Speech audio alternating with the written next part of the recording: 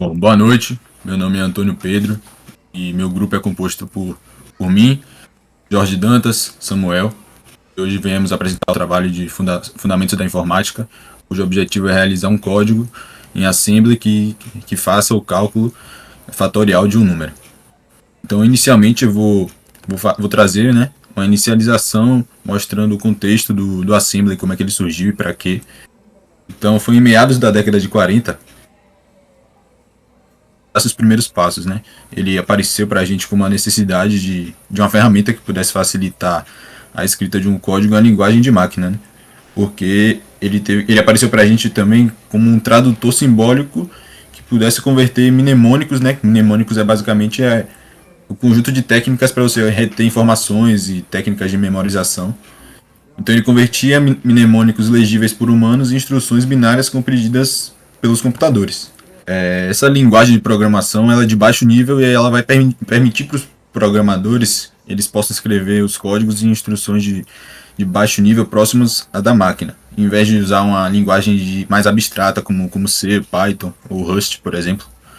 Então, programar em Assembly é escrever um código que é diretamente entendido pelo hardware. E aí eu trouxe algumas vantagens aqui que também vão ser documentadas no nosso relatório, né?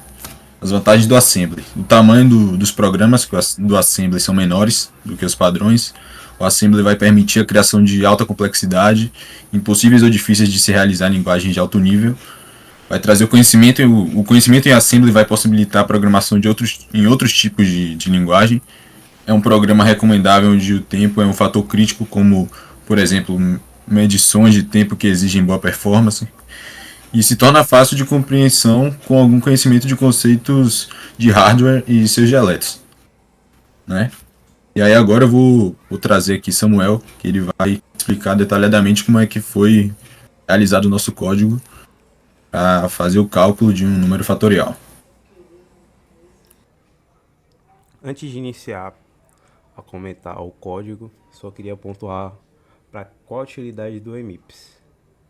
O EMIPS ele é basicamente um simulador de CPU MIPS que permite com que nós que estamos aprendendo como funciona a linguagem em baixo nível, nós aprendemos e pratiquemos a programação em Assembly de maneira interativa e visual.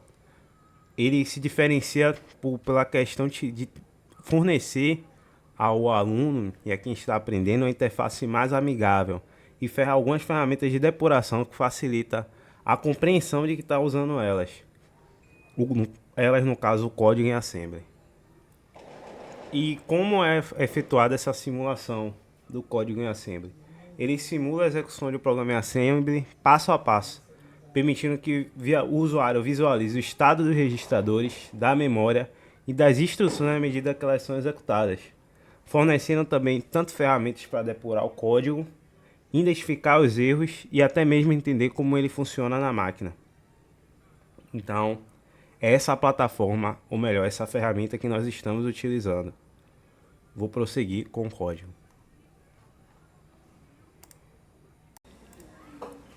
Boa noite. Vou inicializar começando a explicar a função de cada registrador, né, que utilizamos e até mesmo as constantes que estão presentes no código.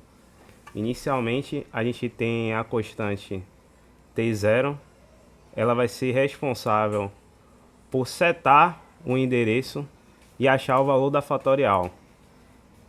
Ela que vai ser constantemente manipulada ao longo do código, vai ser acrescida aos valores necessários. E para esse padrão de código, ela é o ponto de referência. Exemplo, nós queremos o fatorial do número 6. Ali está constando o valor 5, por exemplo, no código de exemplificação. Sinaliza que ela vai efetuar o cálculo da fatorial desse valor. É justamente esse registrador T0 onde vai estar armazenado isso. Já na próxima linha a gente tem o registrador número S comercial T9, que ele vai ser responsável por setar o endereço do contador interno, porque o código em si ele vai ter um looping interno e externo. O interno para fazer justamente como não faz uma multiplicação, ele vai realizar a operação de soma. Vai ser 5 mais 5 mais 5 mais 5, 4 vezes, simbolizando um 5 vezes 4 para esse código, por exemplo. É esse loop interno. É esse T9 que vai fazer essa função de ser decrescido. Ele vai sinalizar no loop externo quando é para ser decrescido em 1. Como assim? Ao decorrer do código, o 5 vezes 4 vai ser 20. Após isso, o 20 vai ser multiplicado por 3, porque vai ser decrescido em 1. Então, esse registrador vai indicar que é para ser repetido o loop 3 vezes e não 4. Não vai ser 20 mais 20 mais 20 mais 20. Daria 80. E sim 20 mais 20 mais 20. Porque é 5, perdão, porque é 20 vezes 3. Essa é a função do registrador T9. Já o registrador TS comercial T1 é a constante que utilizamos para saber o ponto de parada. Pois, se reparar bem, na multiplicação, quando chega 5, aí vem 5 vezes 4 vezes 3 vezes 2 vezes 1. No 1, ele já é considerado zero na soma, porque o valor final, no caso 120, ele não vai poder ser somado a ele mesmo, seria o dobro. Então, o 1 já é o final. Então, ele é representado essa constante tanto para saber a hora que vai parar o loop interno, como para saber a hora que vai parar o loop externo. Aí vem para o loop externo, que é onde vai começar a sequência de comandos das próximas linhas. Por sinal, esse tab, esse espaço que a gente deu, ele não vai fazer diferença se tiver encostado ou não no código, no caso. É só questão mesmo de organização. E aí vem adicionando, vai passar o registrador, o valor contido que está em T1 para o registrador T0. Logo na linha abaixo, o T9 vai ser decrescido e vai seguir nesse fluxo. Ao decorrer do código, eu vou explicando melhor esse fluxo que tem no código. Essa parte é mais para mostrar como a função de cada registrador. Vou dar OK no código e ao longo do código vou dando as devidas pausas para ir explicando. Ele começa dando passo, ele seta o número 5 e segue para a próxima linha. Um detalhe interessante é a diferença nas funções. Vê que tem ADD e ADD. O ADD na documentação ele sinaliza que é para o ADD sem o I, é para setar uma operação de duas variáveis diferentes, dois registradores diferentes. Já o ADDI é para um valor imediato, um algarismo, por exemplo, 5 como menos 1. Por exemplo, eu uso o ADDI, pois o valor é o número 5 nessa versão do código.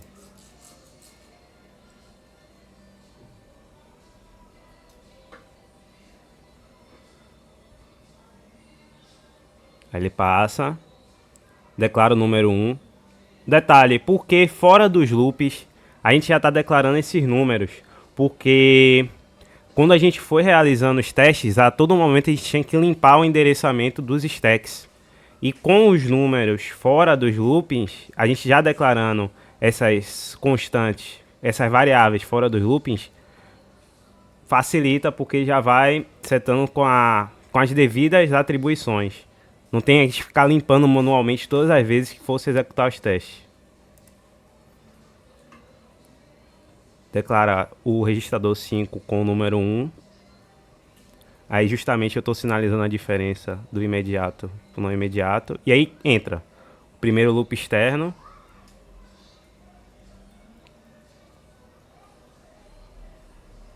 Ele passa pro T9, decrescendo ele 1, para sinalizar que seria como se fosse o 5 vezes 4. Não é 5 vezes 5 a fatorial, é 5 vezes 4. É mais ou menos essa analogia.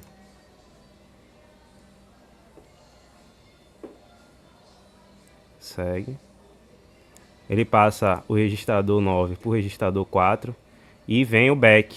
A função do back, nesse caso, é comparar tanto o valor que está alocado no registrador 9, T9, como o valor que está alocado no registrador T5. No caso, o registrador T9 é o 4 e no registrador T5 é o 1. 1 por ser a constante, esse back ele sinaliza a hora que vai parar o loop externo. Porque quando chegar na equação 5 vezes 4 vezes 3 vezes 2 vezes 1, quando chegar no vezes 1, que seria 120, ele vai saber a hora dele parar. E o end ali sinaliza que ele vai dar um jump para essa variável que a gente criou, que é no caso o fim do código. Esse mesmo processo vai ser seguido no loop interno, para saber a hora que é para parar a soma dos números.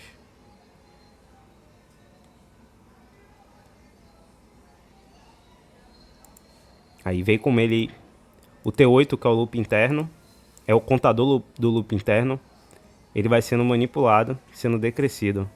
Ao longo que o registrador T1 vai sendo acrescido o valor do T0. Aí 3.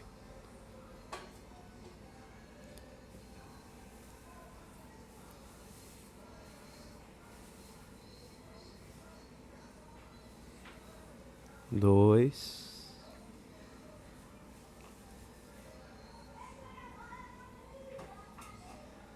Quinze. E o 20 vai ser 1. E aí ele vai saber, porque ele vai estar igual ao valor do registrador T5, a constante. Então ele vai pular para o loop externo. É como se ele acabasse de completar o 5 vezes 4, 20. E aí interessante que ele passa do T1, que era pro T0. T0 era 5 e o T1 era 20. Se não tivesse na linha 9 esse comando, ele continuaria acrescendo só o valor 5. Mas agora não, ele vai acrescer o valor 20 atualizado, podemos dizer assim. E aí eu vou passando o código, porque seguindo o fluxo. Agora ele vai fazer a operação 20 mais 20 mais 20, 3 vezes. Chegando no valor de 60. 60 mais 60, 120.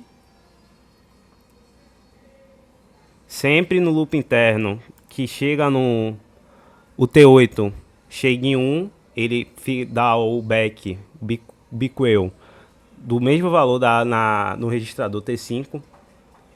Ambos são 1 e ele pula para o loop externo. E no loop externo agora,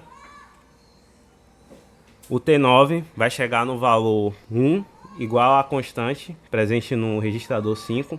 Ele vai saber que é o fim do código e ele chegou no valor final.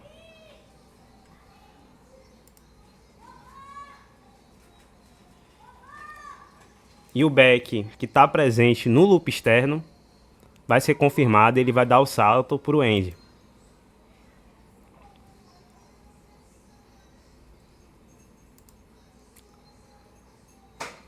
E pela emulação estar completa, a gente identifica que nós conseguimos concluir o código com sucesso.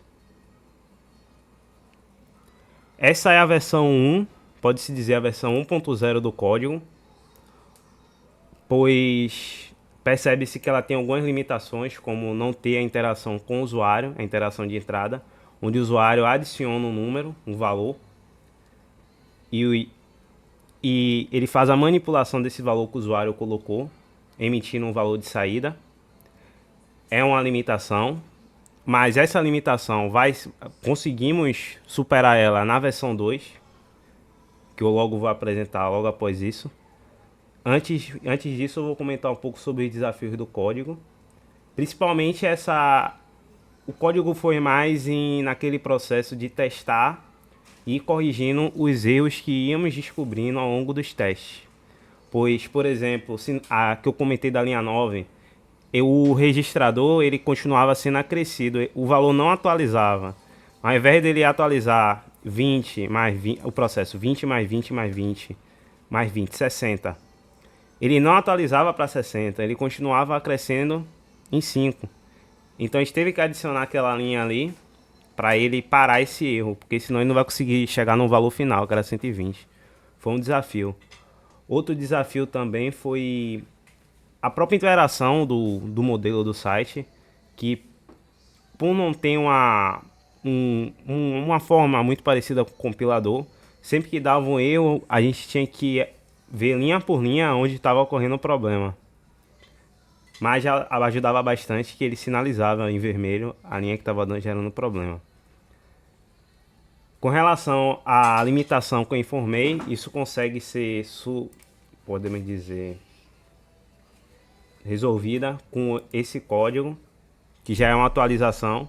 E eu vou comentar um pouco sobre ele assim por cima, porque ele já envolve o endereçamento das strings, que é feito aqui, onde ele aloca com base na tabela SCI, ele vai alocando as strings e faz meio que uma interface para o usuário. Deixa eu mostrar. E eu passei bem rápido assim, porque é meio diferente do que foi pedido, mas mostrar que nós fomos além do que foi pedido. Ele seta no endereço do registrador T2 e T3 as constantes presentes nessa variável SP, que é o digite o número que o usuário vai digitar e o fatorial. Aí ele segue.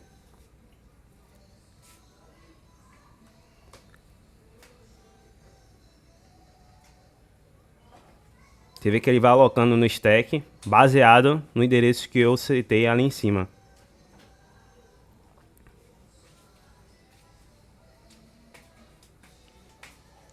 E aí ele aloca essas strings no registrador T2.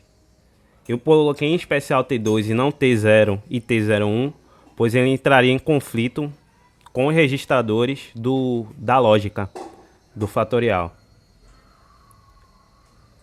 Aqui a parte interessante, quando ele vai chegando no syscall, que é a função que o IMAP ele tem para conseguir fazer a interação do usuário. Aqui ele usa o número, o inteiro 51 para representar que é a mensagem que o usuário vai digitar.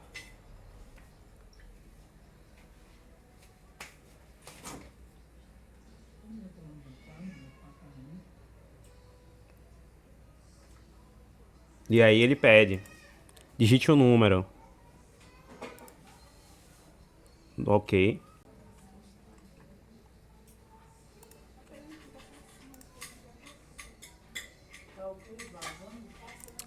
E aí, voltando, ele vai fazer o cálculo do loop interno, como já demonstrado. E aí, ele vai passar esses valores para o registrador A01, onde ele vai seguir outro sistema presente na documentação, que já é o 56, onde aqui eu amplio e mostro que na primeira linha vai ter que ter o A0, o S comercial A0, que vai pegar o registrador que contém as strings, e embaixo o registrador S comercial A1, que vai conter o registrador com o valor inteiro.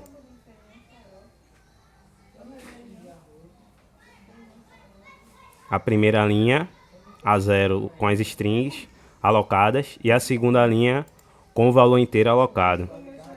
E aí, prosseguindo, ele vai dar o syscall, que vai mostrar justamente o valor da fatorial para o usuário, numa interface de saída. Essa foi a versão assim 2.0 do código, onde a gente já conseguiu implementar essa interação do usuário, mas também abre várias variáveis, como o que o usuário digita, pode digitar um valor inválido, ou um valor a mais do que os registradores possuem. 1000, 1 milhão, mas aí já é uma limitação assim mais da ferramenta do que propriamente do código. E é isso, espero que tenha gostado, o professor aí que estiver assistindo, e entendido bem assim como a gente produziu o código. Pedro, tem mais algo a comentar? Não é apenas isso, apenas agradecer aí a compreensão e por assistir até aqui o final. Obrigado. É isso. Obrigado, viu, professor? É isso. Vou agora